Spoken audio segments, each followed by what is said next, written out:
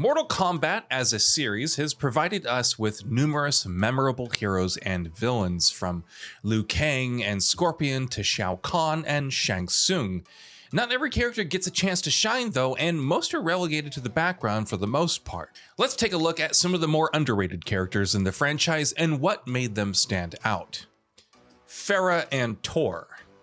One, or rather two, of the most bizarre fighters in the franchise, Pharah and Tor were bodyguards for Kahn in Mortal Kombat X.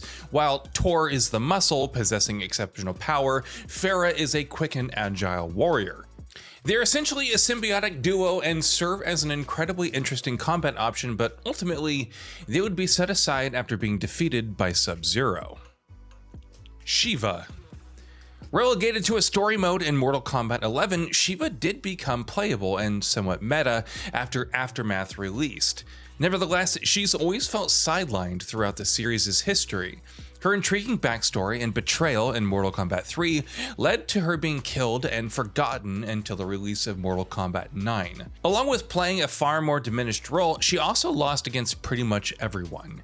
Even despite Aftermath giving her more to do, she would still lose. Rain. Though making appearances in different titles, he'd become playable in Mortal Kombat 3. Despite being negatively received in the beginning, Rain would build up his fan base and return in Mortal Kombat Armageddon with a more distinct personality. His backstory would change in Mortal Kombat 9 following his absence in MKX and finally returning in Mortal Kombat 11 as part of its Combat Pack 2, sporting his best look and moves yet. While Rain isn't the most memorable of Mortal Kombat's numerous ninjas, he's managed to carve out a niche for himself, if nothing else. Tremor. Well, if you thought that Rain's origins were sad, then spare a thought for Tremor. Part of the mysterious Black Dragon clan, he was originally meant to debut in Mortal Kombat Trilogy, but was replaced with Rain. He would then be a boss and die in the awful Mortal Kombat Special Forces. Tremor finally got to be a playable character in Mortal Kombat X as a DLC character, showcasing his cool new look and Earth-based moves. Of course, he would have no bearing on the story and be subsequently forgotten. Triborg. Conceptually, Triborg is pretty interesting, not only possessing the abilities of Sub-Zero, Cyrax, Smoke, and Sector, but also their consciousnesses. The pitch black armor also looked sleek, but despite so many different cyborg ninjas inhabiting his mind, Triborg's personality didn't go beyond exterminating all life.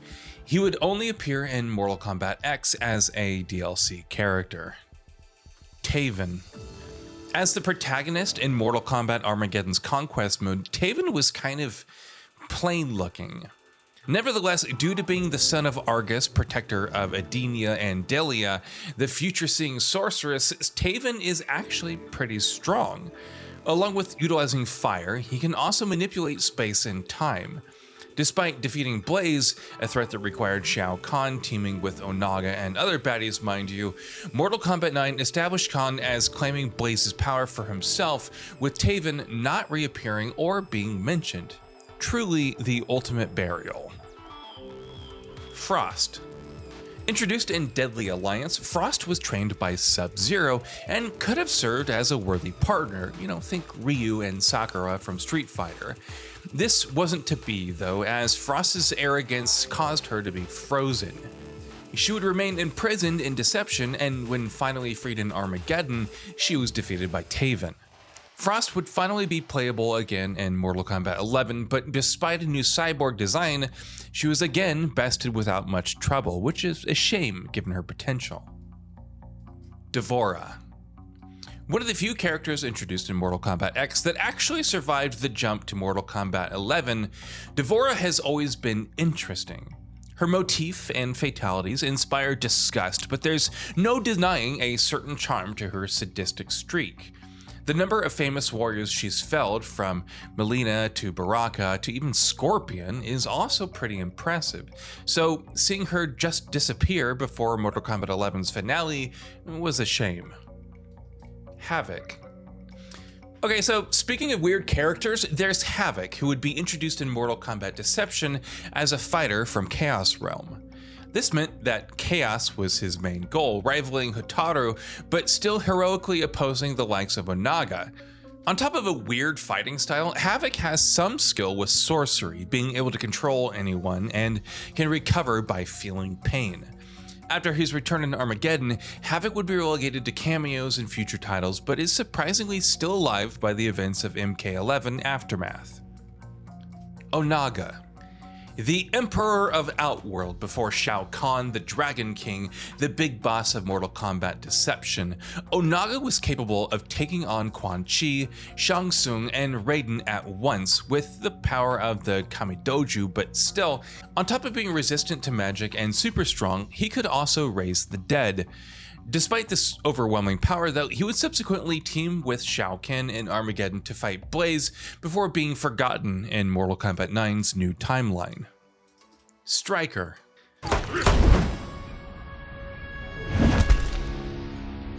Pistols! You kind of have to feel for Striker. You know, in a multi-dimensional conflict between superpowered beings, he's just a cop. You know, but nevertheless, Striker does his best to hold out whenever possible, and even in an apocalyptic scenario like Mortal Kombat 9, he's still fighting against Outworld's invasion. He would subsequently die and serve as a revenant for Quan Chi in Mortal Kombat X, but before being relegated to an almost nothing role in Mortal Kombat 11. Motaro. By the second game in the series, it was somewhat expected that fans would fight a Shokin like Goro or Kentaro, so when Mortal Kombat 3 came around and Motaro appeared, it was somewhat comical to suddenly fight a Centurion, until he kicked and punched you across the screen and reflected most projectiles, that is.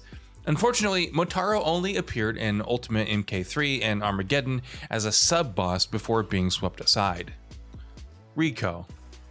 Rico was introduced in Mortal Kombat 4 and didn't really serve as much more than a replacement for Noob Saibot to the extent that their character models are pretty much the same.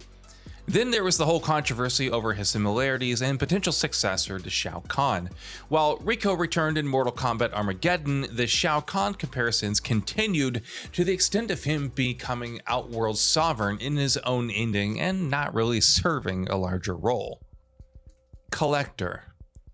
Amidst all the iconic warriors in Mortal Kombat 11, the Collector would have been lost in the shuffle.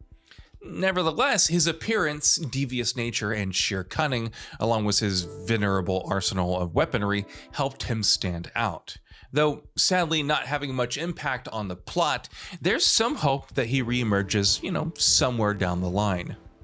Motaro. Design-wise, Motaro looks pretty cool, fulfilling that Firefly aesthetic without being too obvious. Combined with his status as a lawful general from the realm of order, he should be pretty badass, if not, memorable. However, throughout Mortal Kombat Deception, he's mostly just there, serving the big bad Onaga rather than having his own character established. His subsequent death in multiple endings and Armageddon also ensured that he would remain mostly forgotten. So what are your thoughts on this?